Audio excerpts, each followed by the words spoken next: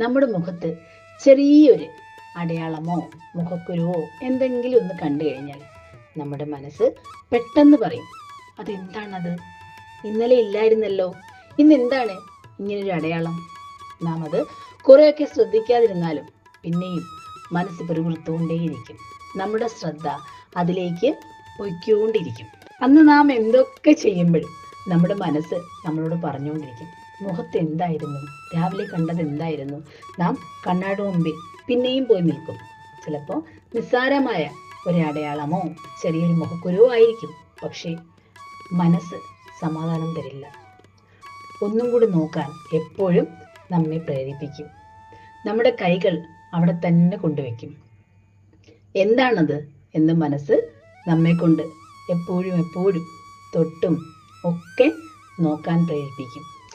ഈ കുരങ്ങ് മനസ്സിനെ നിങ്ങൾക്ക്